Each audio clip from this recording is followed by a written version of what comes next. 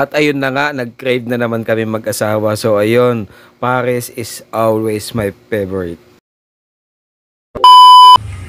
At syempre pinuntahan din namin yung sikat na coke float dito sa gilid. So guys, dahil merienda time, alas 3 na ng hapon. At ayun, napagdiskatahan namin mag-asawa na lumabas ng palengke at maghanap ng mga pwedeng pagmeriendahan. And ayun na nga, nabanggit ko nga sa asawa ko na mayroong bagong bukas dito sa may gilid ng palengke. So ang pwesto nila is may mga coke float, Sprite float, sari-sari, may mga coffee float.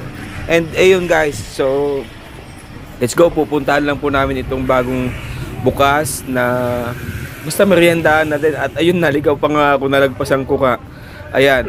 So ito yung pangalan nila sa may gilid lang po ng sa may gilid lang po ng bilihan ng mga feeds or mga pagkain ng manok. So ayun, makikita nyo dyan lang sa may gilid. Ang pangalan po pala nila ng ng pwesto nila is Aquarius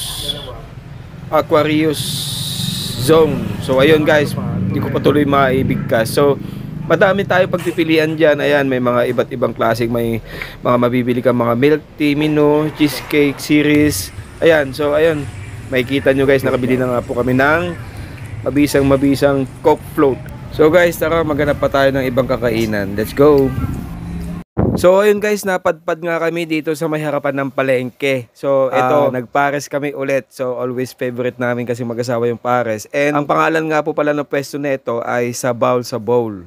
So ayan, sa may harapan lang po ng outpost, harapan ng palengke. Yun, puntahan nyo po yun. Napakasarap ng pares nila dito at iba-ibang klase. Meron ding pares plain, pares rice, at meron ding beef mami. So ayun guys, ang pinili naming dalawa ay syempre may kanin para hindi na kami kakain mamayang gabi. So ayun, solid na solid guys. Kulay dilaw nga, yung iba nga itim. Hindi, medyo medyo yan yung tricks nila para makahikayat ng customer. Iba-ibang kulay ng kanin. So yun guys, solid talaga yung pares dito. Lalagyan mo ng sili, blend ng konti yung lasa ng baka, yung medyo matamis ng konti, tapos alat. Lahat napaka-solid guys. Masarap dito. So ayun, laki nga ng subo ko dahil masarap nga talaga. At nilagyan ko pa nga ito ng pang-appetite sili. Ayan, solid na solid yung sili nila dahil sila nila mismo ang gumagawa ng guys. So pagpunta namin dito, yung anak ko ayaw niya kumain dahil gusto niya maglaro na lang dahil nakabili na siya ng gusto niya, satisfied na siya. So ayun, tignan nyo naman kami mag-asawa, napakasarap ng kain namin.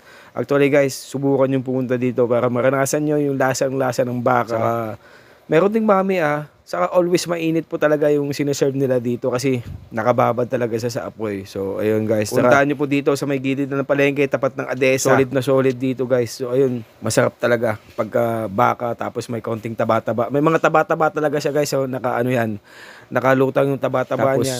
Ayun, solid yung pagkain nyo dito.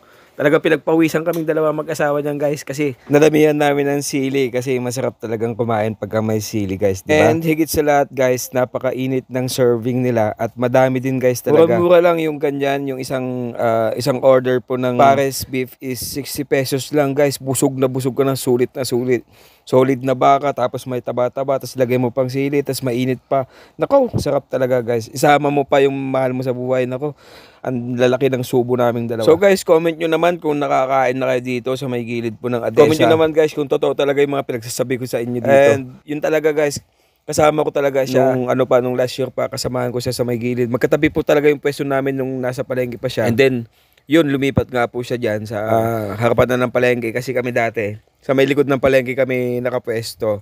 And lagi akong kumakain doon dati pagka gusto kong kumain ng pares doon lang. And guys, naobserbahan ko talaga napakadaming pupunta dyan tuwing hapon. Ang dami niyang customer, talagang sikat na siya kasi nga masarap talaga guys yung kanilang mga nilulutong pares. Wala na siyang ibang titinda kundi pares, mami. Yun lang guys, puntahan nyo na lang. Wala na akong ibang maikwento, wala na akong masabi. Talagang solid na solid dito. Masarap talaga ang luto nila. And guess what guys? Madami silang serving, madami din yung takal ng kanin. Talagang mabubusog kayo guys. At ayun, i-comment nyo na lang kung saan na nakarating ang ating video na to at isa-shoutout ko po kayo. And yun, napakasarap talaga guys. Puntahan nyo na lang at mag-comment kayo dito sa video ko kung totoo ba o hindi ang aking mga pinagsasabi.